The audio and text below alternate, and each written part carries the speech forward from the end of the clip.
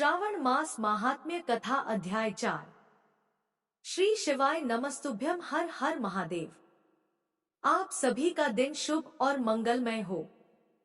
आप सभी पर भोलेनाथ की कृपा सदा बनी रहे। भोलेनाथ के मुख से निकली हुई कथाएं अमृत के समान होती हैं, और जो भी भक्त इन कथाओं का रसपान सच्चे मन से करता है, भगवान शिव उनके तन और मन को पवित्र कर देते हैं। ऐसे भक्तों की रक्षा स्वयं महादेव और देवी पार्वती करते हैं। तो प्रिय श्रोताओं, अब आप सभी रसपान कीजिए सभी पापों का नाश करके मोक्ष प्रदान करने वाली, सभी मनोकामनाओं को पूर्ण करने वाली श्रावण मास महात्म्य का आगे का अध्याय। साथ ही इस कथा के अंत में आज भगवान शिव और देवी पार्वती के संवाद की कथा भी आप सुनेंगे। इससे पहले का अध्याय सुनने के लिए आप सभी का बहुत बहुत धन्यवाद। महादेव जी कहते हैं कि देवी जितने भी ग्रह दोष और भूत दोष है, और जो भी डाकनिया, प्रेत, विताल, राक्षस, ग्रह, पूतनाएं, पिशाच, मातृकाएं, नवजात शिशुओं का अपहरण करने वाली राक्षसिया, बाल ग्रह, वृद्ध ग्रह, ज्वर रूपी ग्रह, अतिसार, भगंदर, पथरी रोग, अन्य सहस्त्रों रोग, दुर्नामिकी, कोढ़ या फिर अन्य रोग व्याधियां है, वे सभी सोमनाथ के समीप जाकर उनका दर्शन करने से उसी प्रकार नष्ट हो जाते हैं, जैसे जलती हुई आग में डाला हुआ ईंधन तुरंत ही जलकर भस्म हो जाता है। देवेश्वरी सोमेश्वर नाम से प्रसिद्ध ये जो पश्चिम भैरव है, कालाग्नि रुद्रनाथ, जिनका नामांतर सुना गया है, उनमें मैं स्वयं ही भक्तों पर कृपा करने के लिए निवास करता हूँ। उस सोमेश्वर लिंग में स्थित होकर मैं मनुष्यों के सभी पापों को भक्षण कर लेता हूँ। देहधारियों के देह में विचरण करने वाला जो प्राण है, उसी के समान जो सबका प्राण है, ये ब्रह्मांड जिसके भीतर स्थित है और जो एक होकर भी अनेक रूपों में व्यक्त है, वही शिव स्वरूप मैं भक्तों पर कृपा करने के लिए सोमनाथ लिंग में निवास करता हूँ। संपूर्ण वेद और महर्षि गण जिनकी प्रशंसा करते हैं और जिनके द्वारा परब्रह्म के स्वरूप की प्राप्ति होती है, वे ही ये सोमनाथ महादेव प्रभास तीर्थ में विराजमान है। जैसे घर में छुपे हुए रत्न को कोई नहीं पाता, उसी प्रकार मेरे प्रभास रूपी घर में रत्न के समान स्थित इस सोमेश्वर लिंग के यथार्थ स्वरूप को कोई नहीं जानता। पूर्व काल में यह शिवलिंग सब पाताल का भेदन करने वाला था और कोटि कोटि सूर्यों तथा प्रैलाग्नि के समान तेजस्वी था, इसलिए पूर्व काल में सोमनाथ को कालाग्नि रुद्र कहा जाता था। हे देवी, इस प्रकार संक्षेप से मैंने तुम्हें सोमेश्वर देव का महात्म्य बताया है, जो सब पातकों का नाश करने वाला है। महादेव जी आगे कहते हैं, हे देवी, मैं प्रभास क्षेत्र में रुद्राक्ष की माला धारण किए शांत भाव से स्थित हूँ। मेरा आदि, मध्य और अंत कहीं नहीं है। मैं कमल के आसन पर बैठा हुआ सबको वर देने के लिए तत्पर हूँ। हिम, कुंद और चंद्रमा के समान सदृश्य मेरा गौरवर है। मेरे वाम भाग में श्री विष्णु तथा दक्षिण भाग में ब्रह्मा जी विराज रहे हैं। मेरे उदर में चारों वेद और हृदय में सनातन ब्रह्मा स्थित है। नेत्रों में अग्नि, चंद्रमा और सूर्य का निवास है। महादेवी, ऐसे स्वरूप से मैं प्रभास क्षेत्र में रहता हूँ। यह सुनकर देवी पार्वती ने हर्ष गदगद वाणी में देव देवेश्वर शिव जी का भक्ति पूर्वक स्तवन किया कि हे देव, हे महादेव, सर्वभावन हे ईश्वर, आपको नमस्कार है। आप समस्त देवताओं के स्वामी हैं, आपको नमस्कार है। आप परमेश्वर को नमस्कार है। आप अनादि हैं, संपूर्ण सृष्टि के विधाता हैं, आपको नमस्कार है। आप सर्वत्र व्यापक ईश्वर हैं, आपको नमस्कार है। आप सब में स्थित हैं, आपको नमस्कार है। आप धाम अर्थात तेज के भी धाम अर्थात प्रकाशक या आश्रय है, आपको नमस्कार है। आप सृष्टि दाता को नमस्कार है। हे मोक्ष दाता परमेश्वर, आपको नमस्कार है। पार्वती जी द्वारा इस प्रकार स्तुति किए जाने पर भगवान शिव ने संतुष्ट होकर कहा, महाप्रागे, मैं तुम पर प्रसन्न हूँ, तुम अभीष्ट वरदान मांगो। तब देवी कहने लगी, है देवेश्वर, प्रभास क्षेत्र का महात्म्य फिर से कहिए। भगवान श्री विष्णु द्वारिकापुरी छोड़कर किस कारण प्रभास क्षेत्र में निवास करते हैं? जिन्होंने पूर्व काल में वराह रूप धारण करके पर्वत, वन और कान्नों सहित संपूर्ण पृथ्वी का उद्धार किया और नरसिंह का रूप धारण करके हिरण्यकश्यपु का संहार किया। वेद जिन्हें प्रत्येक युग में सहस्त्रों चरण, सहस्त्रों नेत्र तथा सहस्त्रों मस्तक वाले कहकर उनकी स्तुति करते हैं। ब्रह्मा जी का निवास भूत पद्म जिनकी नाभि से प्रकट हुआ है, जो क्षीर समुद्र के उत्तर भाग में शाश्वत योग का आश्रय लेकर शयन करते हैं, जो युगांत का भी अंत करने वाले तथा लोकांतकारी अंत के भी अंतक हैं, लोक मर्यादाओं की रक्षा करने वाले सेतु हैं, वेद वेत्ताओं के भी ज्ञाता हैं और उत्पन्न होने वाले सभी प्राणियों के स्वामी हैं, जो मनुष्यों के आदि प्रवर्तक, मनु तथा तपस्वी जनों के तप है, तेजस्वी पुरुषों के तेज और गतिमानों की गति है। वे श्री हरि द्वारका छोड़कर प्रभास क्षेत्र में कैसे चले आए? तब महादेव जी कहने लगे, देवी पृथ्वी पर अनेकों तीर्थ है, अनेकों क्षेत्र हैं और उन सब में असंख्य प्रभाव है, किंतु प्रभास तीर्थ का प्रभाव उन सब से बढ़कर है। ब्रह्मा तत्व, विष्णु तत्व और रुद्र तत्व, इन तीनों की प्रभास में ही एकत्र उपलब्धि होती है और किसी क्षेत्र में ऐसा सुयोग दुर्लभ है। प्रभास में लोक पितामह ब्रह्मा जी 24 तत्वों के साथ रहते हैं।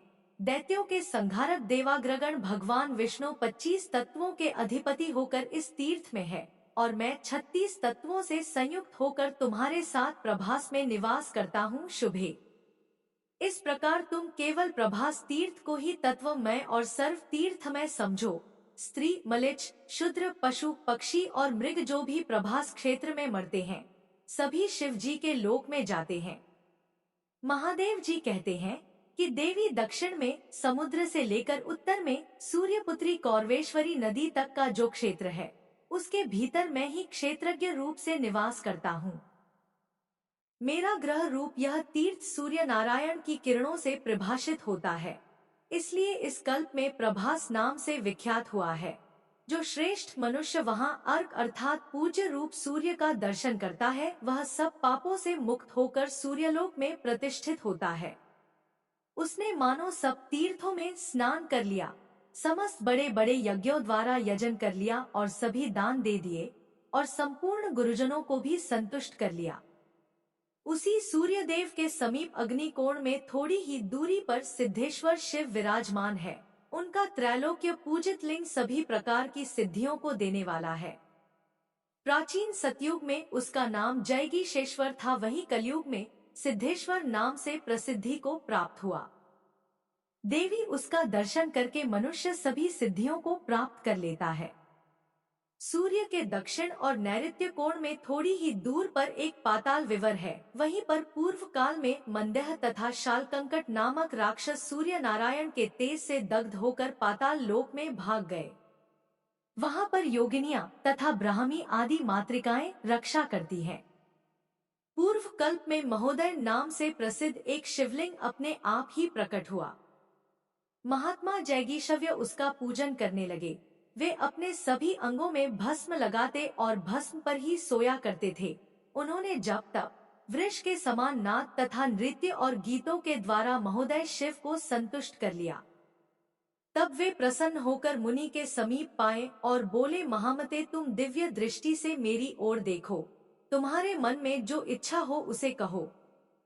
मुनि ने त्रिनेत्रधारी शिवजी को अपने सामने उपस्थित देख उनके चरणों में मस्तक झुकाकर प्रणाम किया और इस प्रकार कहा, हे देव देवेश्वर, मुझे संसार बंधन का नाश करने वाला ज्ञान प्रदान कीजिए।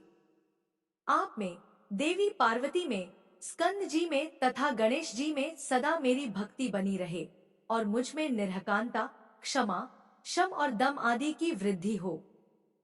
तब उन महादेव जी ने कहा कि तुम अजर अमर सब शोकों से रहित महान योगी, अत्यंत शक्तिशाली तथा योग के ऐश्वर्य से युक्त होवोगे।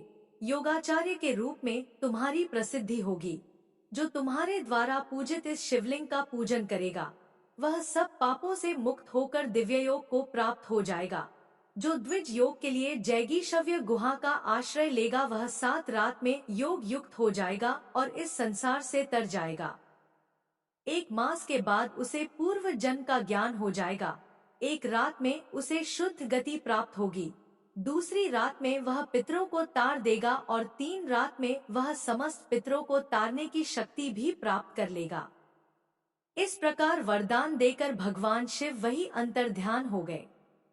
देवी इस युग में द्वापर आने पर जब कलयुग का प्रवेश हुआ, तब उस समय बालखिल्य नाम वाले महर्षियों ने प्रभास क्षेत्र में सूर्य स्थल के पास आकर जैगीशव्य गुहा में निवास करने वाले देवेश्वर शिवजी की आराधना की। वे 88,000 ऊर्ध्व रेता ऋषि 10,000 वर्षों तक तपस्या करके प्रमोदमयी सिद्धि को प्राप्त हो गए। तब से वह जैगीश्वेश्वर लिंग सिद्धेश्वर लिंग से विख्यात हो गया। जब सोमवार के साथ कृष्ण पक्ष की शिव चतुर्दशी आती है, उस समय सिद्धेश्वर देव का दर्शन अत्यंत दुर्लभ हो जाता है। देवेश्वरी सिद्धेश्वर लिंग के आगे 3 धनुष की दूरी पर सूर्य सारथी अरुण के द्वारा स्थापित एक सिद्ध लिंग है, जो कलयुग के सभी पापों का नाश करने वाला है।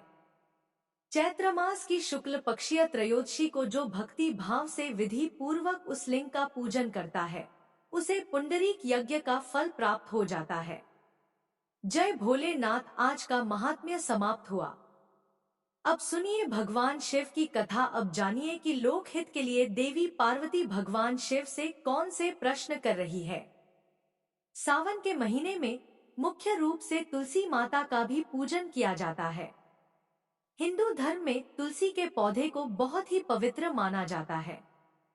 तुलसी के पौधे में भगवान श्री हरि विष्णु और माता लक्ष्मी का वास होता है।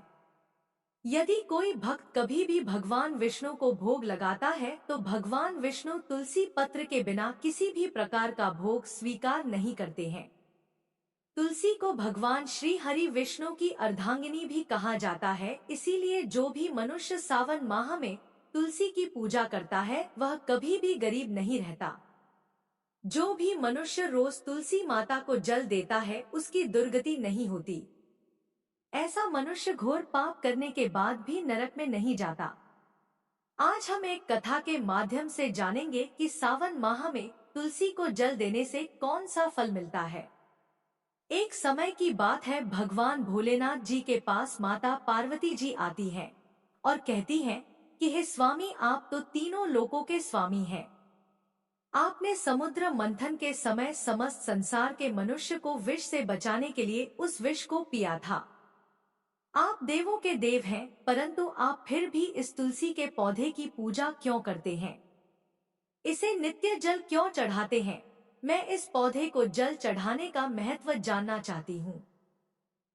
माता पार्वती की बात सुनने के बाद भगवान भोलेनाथ बोले कि हे देवी पार्वती, तुलसी साक्षात लक्ष्मी जी का ही रूप है। माता लक्ष्मी धन की देवी है और उनकी नित्य पूजा करने के करोड़ों फायदे हैं, जो मनुष्य को पता नहीं होते। तुलसी के पौधे पर जल चढ़ाने मात्र से मनुष्यों के करोड़ों पाप नष्ट हो जाते हैं। हे देवी पार्वती, तुलसी का महत्व तो बहुत है, परंतु इसका खास महत्व सावन माह में होता है। आज मैं तुम्हें तुलसी को जल देने का महत्व बताने से पहले एक अत्यंत प्राचीन कथा सुनाता हूँ। इस कथा के माध्यम से तुम्हें तुम्हारे सारे प्रश्नों के उत्तर मिल जाएंगे। इसीलिए तुम इस कथा को ध्यान से सुनना, क्योंकि इस कथा को सुनने मात्र से ही समस्त पाप नष्ट हो जाते हैं। अब माता पार्वती कहती हैं, हे प्रभु, मैं इस कथा को अवश्य सुनना चाहती हूँ, कृपया आप मुझे वह कथा सुनाइए। तब भगवान भोलेनाथ माता पार्वती को तुलसी को जल देने के महात्म्य की कथा सुनाते हैं। भगवान शिव कहते हैं, देवी पार्वती, सावन में तुलसी को जल देने के पीछे एक प्राचीन इतिहास छुपा हुआ है, जो बहुत ही उत्तम और पुण्य फल प्रदान करने वाला है। हे देवी पार्वती, पूर्व काल की बात है, देवपुरी में दिवाकर नाम का एक ब्राह्मण रहता था। वह जन्म से तो ब्राह्मण था, किंतु वह कर्म से भ्रष्ट और कपटी बुद्धि वाला था। वह कंबल तथा चमड़ा आदि बेचकर धन कमाता था और सभी से बहुत झूठ बोलता था। उस ब्राह्मण का मन हमेशा बुरे काम करने में लगा रहता था। वह सभी के यहाँ चोरी करता था। उसे वेश्यागमन और जुए की बुरी आदत थी। उसने अपने जीवन में कभी पुण्य के काम नहीं किए थे। वह सिर्फ कहने का ब्राह्मण था। उसने कभी भी शास्त्रों का अध्ययन नहीं किया और ना ही पूजा पाठ किया। सदैव अपना मन दूसरों के धन को पाने के लिए लगाए रखता था। दूसरों की स्त्रियों को देखते ही उसकी लार टपकती थी। वह दिन में जो भी धन कमाता था वह रात्रि में वेश्याओं के साथ रात बिताकर उनके साथ गमन में समाप्त कर देता था। इस प्रकार से वह अत्यंत पापी दिवाकर ब्राह्मण अपना जीवन केवल पाप के कार्यों में व्यतीत करता था। वह इतना कपटी था कि उसने अपने मुख से कभी भगवान श्री हरि विष्णु का नाम भी नहीं लिया था और न ही देवी देवताओं का पूजन किया था। अब आगे भगवान भोलेनाथ कहते हैं कि हे देवी पार्वती, इस प्रकार से पाप करते हुए उस दिवाकर ब्राह्मण को अनेक वर्ष बीत जाते हैं। फिर एक दिन वह दिवाकर ब्राह्मण खरीदी और बिक्री करने के लिए अरुणाचल नगरी पहुंच जाता है। अब उस नगर के पास नर्मदा नदी बहती थी और वह नदी बहुत ही पावन थी, इसलिए वहां स्नान करने के लिए दूर दूर से लोग आते थे। जब वह दिवाकर ब्राह्मण वहां पहुंचा तो उसने देखा कि वहां कई सारे ब्राह्मण आए हैं। वह उसी नदी के किनारे एक आश्रम में ठहरता है और वहां देखता है कि आश्रम में अनेक विद्वान ब्राह्मण हैं, जो पुराणों का पठन और भगवान विष्णु की स्तुति करने में मग्न हैं। अब वह पाखंडी ब्राह्मण भी ढोंग करता हुआ उनके साथ रुक जाता है। जब वह विद्वान ब्राह्मणों के साथ रुकता है तो उसे भगवान श्री हरि विष्णु का नाम सुनने का अवसर मिल जाता है। अब वह वहां पर कुछ दिन रुक जाता है। जब वह रुकता है तो उसने देखा वहां आए लोगों ने गायों का पूजन करके ब्राह्मणों को भोजन कराया। उस पापी ब्राह्मण ने भी उन सभी के साथ बैठकर भोजन किया और भगवान का प्रसाद ग्रहण किया। अब वहीं पर उस आश्रम में एक तुलसी का पौधा था। सबको देखकर वह पाखंडी ब्राह्मण भी जाने अनजाने में उस तुलसी के पौधे में जल डालने जाने लगा। वह श्रद्धा भाव से नहीं जाता था, उसके मन में कोई विचार नहीं था कि वह क्या कर रहा है। वह रोज सुबह उठकर एक पात्र में पानी लेकर तुलसी के पौधे में डालता था।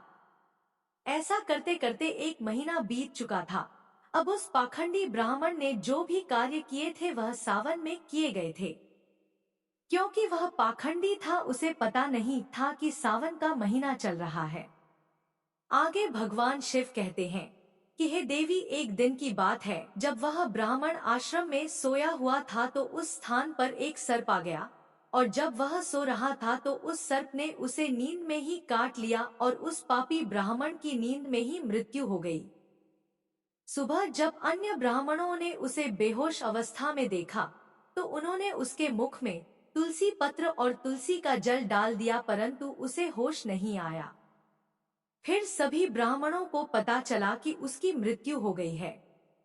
उस पापी ब्राह्मण की मृत्यु के बाद उसकी आत्मा को लेने के लिए उस स्थान पर यम के दो दूत प्रकट हुए और उसे पकड़कर यमलोक ले जाने लगे। जब यम के दूत रास्ते में उसे ले जा रहे थे तब वह पापी ब्राह्मण विलाप करने लगा और यमदूतों से कहने लगा, हे यमदूत, मुझे आप कहाँ ले जा रहे हो? मेरी मृत्यु किस कारण से हुई है और मैंने कौन सा पाप किया है? तब यमदूतों ने कहा, अरे पापी दुष्ट ब्राह्मण, तूने जन्म से लेकर मृत्यु तक पाप ही पाप किए हैं। तेरे पापों के कारण ही जब तू सो रहा था तभी एक काले सर्प ने तुझे काट लिया और तेरी मृत्यु हो गई। अब हम तुझे यमलोक लेकर जा रहे हैं।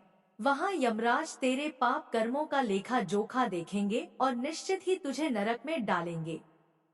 उन यमदूतों की बात सुनकर वह ब्राह्मण जोर जोर से विलाप करने लगा और क्षमा याचना करने लगा, किंतु यम के दूतों को उस पर जरा सी भी दया नहीं आई। वे मृत्यु के देवता की आज्ञा का पालन कर रहे थे और उसे पीटते हुए यमलोक लेकर गए।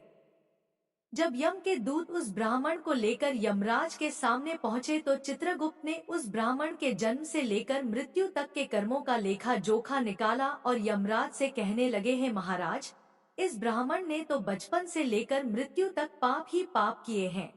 इसने कोई पुण्य का काम नहीं किया है, यह तो महापापी है। तब यमराज बोले, अरे इसे तुरंत ही मेरी नजरों से दूर कर दिया जाए और इसे नरक में डाल दिया जाए। अब यमराज जी उस दूत से कहते हैं, हे दूत, जीवन भर पाप करने वाले इस दुष्ट ब्राह्मण को उठाकर ले जाओ और इसे कुंभी पाक नरक में डाल दो। यमदूत यमराज के आदेशों का पालन करते हुए उस पापी ब्राह्मण को लेकर चले गए और उसे बड़े बड़े मुद्गर से पीटने लगे। उसका मस्तक टूट गया और वे उसे कुंभीपाक नामक नरक में ले गए। उस भयंकर नरक में उबलते हुए तेल के बड़े बड़े घड़े थे, जिसके नीचे भयंकर अग्नि धधक रही थी। यमराज के आदेशों का पालन करते हुए उन यमदूतों ने उस ब्राह्मण को उस उबलते हुए तेल के घड़े में डाल दिया। अब भगवान भोलेनाथ कहते हैं कि हे देवी पार्वती, लेकिन जैसे ही वह ब्राह्मण उस उबलते हुए तेल के घड़े में गिरा, वह तेल तुरंत ही एकदम से ठंडा पड़ गया। इस विचित्र घटना को देखकर यम के दूत को बड़ा आश्चर्य हुआ। उसने सोचा, अरे ऐसा पहले कभी नहीं हुआ, परंतु आज इस ब्राह्मण को इसमें डालने पर यह ठंडा कैसे हो गया। उसने कितने ही पापियों को उस तेल के घड़े में डाला था, वे सभी उस उबलते तेल में गिरकर छटपटाने लगते थे। लेकिन जैसे ही वह ब्राह्मण उस तेल में गिरा, तब वह तेल अचानक से शांत और शीतल हो गया। इस आश्चर्यजनक घटना को देखते ही वह यमदूत तीव्र गति से दौड़ता हुआ सीधा यमराज जी के पास पहुंचा। तब यमराज ने पूछा, हे दूत, क्या बात है, आखिर तुम इतनी तीव्र गति से क्यों आ रहे हो। फिर वह दूत कहता है, हे यमराज, आपने जिस ब्राह्मण को कुंभीपाक नरक में डालने के लिए कहा था, हमने वैसा ही किया। और जैसे ही हमने उसे कुंभीपाक नरक में डाला, तब नरक की अग्नि बुझ गई और वह उबलता हुआ तेल भी बिल्कुल ठंडा पड़ गया। अब यमराज जी कहते हैं, हे दूत, यह तो बड़ी ही विचित्र घटना है, ऐसा तो पहले कभी नहीं हुआ। अब यमराज भी अपने मन में विचार कर रहे होते हैं। तभी उस स्थान पर देवर्षि नारद जी पधारते हैं। देवर्षि नारद को देखकर यमराज अत्यंत प्रसन्न होते हैं और उन्हें प्रणाम करके उनका स्वागत करते हैं। फिर यमराज नारद जी से कहते हैं, हे देवर्षि नारद, आप उचित समय पर आए हैं। हमने आज एक अत्यंत पापी ब्राह्मण को कुंभीपाक नरक में गिराया है, किंतु उसके गिरते ही नरक की अग्नि ठंडी पड़ गई। यमराज जी की बात सुनकर देवर्षि नारद जी यमराज जी से कहने लगते हैं, हे धर्मराज, आपने जिस ब्राह्मण को कुंभीपाक नरक में डाला है, वह नरक में डालने योग्य नहीं है, क्योंकि इस ब्राह्मण के द्वारा अनजाने में ही ऐसा कर्म हो गया है जो नरक का नाश करने वाला है। जो मनुष्य पुण्य करने वाले लोगों के साथ रहता है, उसे उनके पुण्य का भागफल मिल ही जाता है। और यह ब्राह्मण तो 1 महीने तक भगवान विष्णु के भक्तों के साथ रह चुका है। इस ब्राह्मण ने एक आश्रम में रहते हुए सावन माह में नित्य तुलसी को जल अर्पण किया है, इसलिए यह बहुत बड़ा पुण्यवान बन गया है। इसके समस्त पाप नष्ट हो गए हैं और यह ब्राह्मण अब स्वर्ग लोक जाने का अधिकारी बन गया है। इस ब्राह्मण ने अनजाने में ही इतना पुण्य कमाया है जो जन्म जन्मांतर में मनुष्यों को प्राप्त नहीं होता है, इसीलिए आप इसे नरक में न डालें। इस ब्राह्मण के पापों के लिए इसे केवल इतना दंड दे कि इसे नरक लोक का दर्शन कराएं। आगे भगवान भोलेनाथ कहते हैं कि हे देवी पार्वती, देवर्षि नारद जी की बात सुनकर यमराज अत्यंत प्रसन्न होते हैं और उस ब्राह्मण को कुंभीपाक नरक से निकाल कर लाते हैं और अपने दूतों से कहते हैं, हे दूत, इस ब्राह्मण महात्मा को ले जाओ और संपूर्ण नरक का दर्शन कराओ। अब यमराज की बात को सुनकर यम के दूत उस ब्राह्मण को ले जाते हैं और संपूर्ण नरक का दर्शन कराते हैं। फिर से यम लोक में ले जाते हैं और वह ब्राह्मण एक यक्ष बन जाता है। अब भगवान भोलेनाथ कहते हैं कि हे देवी पार्वती, जैसे मुझे कैलाश पर्वत प्रिय है, वैसे ही जो मनुष्य नित्य तुलसी की पूजा करता है और तुलसी को जल देता है, वह मुझे सबसे अधिक प्रिय है। उस मनुष्य की कभी दुर्गति नहीं होती और वह कभी नरक में नहीं जाता। जिन घरों में तुलसी का पौधा सदैव हरा भरा रहता है, उस घर में सुख, शांति और समृद्धि बनी रहती है। भगवान विष्णु की पूजा में और उन्हें चढ़ाए जाने वाले भोग में तुलसी के पत्र अवश्य होने चाहिए, क्योंकि तुलसी पत्र के बिना भगवान विष्णु किसी भी प्रकार का भोग स्वीकार नहीं करते हैं। इसलिए प्रत्येक घर में तुलसी का पौधा अवश्य होना चाहिए। अगर आपके घर में तुलसी है तो सुख, शांति और समृद्धि के लिए तुलसी को चुनरी अवश्य चढ़ानी चाहिए। हमेशा ध्यान रहे कि तुलसी का पौधा चुनरी के बिना अधूरा होता है। तुलसी केवल एक पौधा नहीं है, बल्कि वह देवी है। वह त्रिलोक के स्वामी भगवान विष्णु की पत्नी है, इसलिए तुलसी को चुनरी अवश्य चढ़ाना चाहिए। इससे पति पत्नी में प्रेम और विश्वास बढ़ता है। घर में रहने वाली महिलाएं सदा सुहागिन और सौभाग्यशाली रहती हैं। तुलसी का विवाह भी अवश्य करना चाहिए, इससे मनुष्य के सभी दुखों का अंत होता है और सांसारिक जीवन सुखमय बीतता है। तुलसी के पौधे के पास अपने मुख से कभी भी कोई अपशब्द नहीं बोलना चाहिए। तुलसी के पास भूल से भी जूते, चप्पल अथवा झाड़ू पोंछा नहीं रखना चाहिए। ऐसे किए जाने वाले कार्यों को शास्त्रों में पाप माना गया है। जहाँ पर तुलसी का पौधा होता है, उस स्थान के आसपास आपको भूलकर भी थूकना नहीं चाहिए।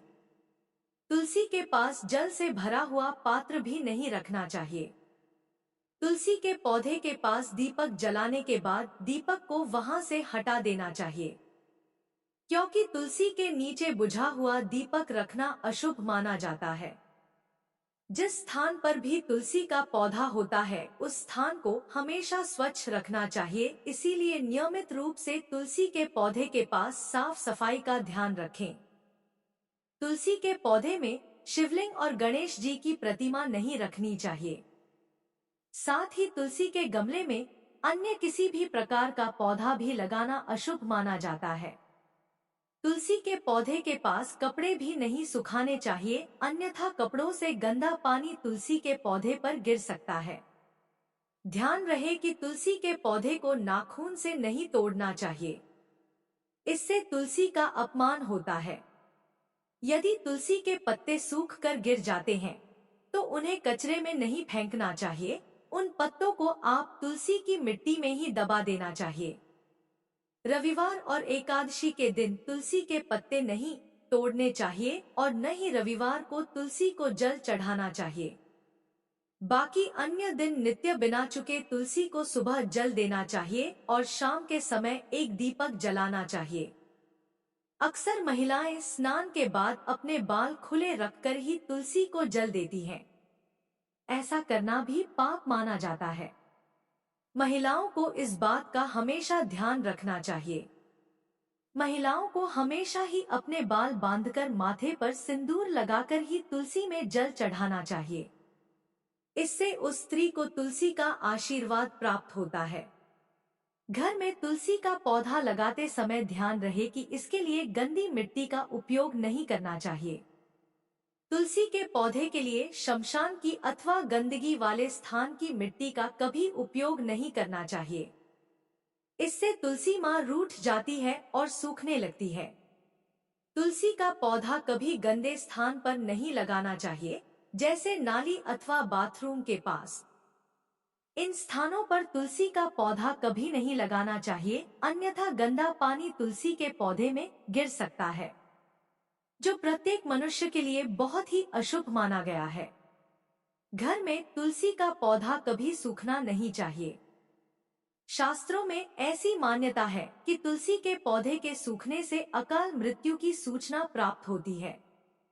घर में तुलसी का पौधा सूख जाए तो घर की सुख समृद्धि खत्म हो जाती है। सूखी हुई तुलसी में माता लक्ष्मी का वास नहीं होता है। शास्त्रों के अनुसार मासिक धर्म के दौरान महिलाओं को तुलसी के पौधे में पानी नहीं डालना चाहिए और तुलसी को स्पर्श भी नहीं करना चाहिए। यह उन महिलाओं के लिए वर्जित है। तुलसी को बिना स्नान किए जल नहीं देना चाहिए और पैरों में चप्पल आदि पहनकर भी तुलसी को जल नहीं देना चाहिए। तुलसी को जल देते समय ध्यान रहे कि वह जल आपके पैरों पर ना पड़े, इससे तुलसी माता का अपमान होता है। मित्रों, अब भगवान भोलेनाथ कहते हैं कि हे देवी पार्वती, तुलसी पर कभी झूठा पानी नहीं डालना चाहिए, इससे तुलसी माता रुठ जाती है। नित्य तुलसी के दर्शन से मनुष्य को स्वर्ग की प्राप्ति होती है। तुलसी पत्र के सेवन से उसके सभी पाप नष्ट हो जाते हैं। तुलसी का पौधा हमेशा ही घर के सामने लगाना चाहिए। इसे पूर्व अथवा उत्तर दिशा में लगाने से सबको शुभ संकेत प्राप्त होता है। तुलसी के पास मरुस्थलीय पौधे रखना बेहद अशुभ माना जाता है। ऐसे पौधों से नकारात्मक ऊर्जा निकलती है। शास्त्रों में कहा गया है, जिन पौधों से हरी भरी कलियों की उत्पत्ति नहीं होती उनके स्थान पर कांटे निकलते हैं। तो ऐसे पौधों को तुलसी के पास कभी रखना नहीं चाहिए। शास्त्रों में केले के पौधे का विशेष महत्व बताया गया है। अगर तुलसी के पौधे के पास केले का पेड़ लगा देते हैं तो इसका कई गुना अधिक लाभ प्राप्त होता है। केले के पेड़ में भगवान विष्णु का वास होता है। इसे तुलसी के पास लगाने से घर में सुख समृद्धि आती है। तुलसी के पौधे में शालिग्राम अवश्य रखना चाहिए। तुलसी के गमले में शालिग्राम रखने से तुलसी का और भी अधिक शुभ प्रभाव देखने को मिलेगा। शालिग्राम भगवान विष्णु का निराकार रूप माना जाता है। यह काले रंग का पत्थर होता है जिसे विलक्षण और मूल्यवान माना गया है। इसे अगर तुलसी के गमले में रखेंगे तो आपके घर से संपूर्ण नकारात्मक ऊर्जा नष्ट हो जाएगी। घर में केवल एक ही शालिग्राम की पूजा करनी चाहिए। पुराणों में कहा गया है, भगवान विष्णु की मूर्ति से बढ़कर शालिग्राम का पूजन करना ज्यादा उत्तम होता है। शालिग्राम को चंदन लगाकर उस पर एक तुलसी का पत्ता रखना चाहिए। प्रतिदिन शालिग्राम को पंचामृत से स्नान कराना चाहिए। ऐसा करने से सभी जन्मों के पाप नष्ट हो जाते हैं। शालिग्राम सकारात्मकता और सात्विकता का प्रतीक होता है। अब भगवान भोलेनाथ कहते हैं कि हे देवी पार्वती, जो भी मनुष्य मेरे द्वारा बताई गई इन बातों पर अमल करता है वह निश्चय ही बहुत जल्द सुखी और करोड़पति बन जाता है। तब माता पार्वती कहती है कि हे नाथ, आपका मुझे इस कथा का श्रवण कराने के लिए धन्यवाद।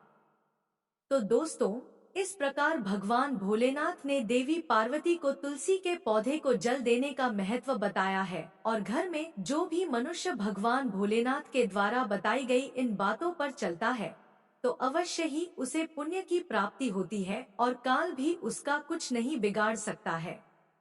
आपको हमारे द्वारा सुनाई गई कथा कैसी लगी, हमें कमेंट करके अवश्य बताना। साथ ही साथ आप सभी से विनम्र निवेदन है कि आप सभी लोग इस चैनल को भी अवश्य सब्सक्राइब कर लेना ऐसे ही वीडियो देखने के लिए। मिलते हैं अगली कथा में, तब तक के लिए जय श्री कृष्णा, राधे राधे।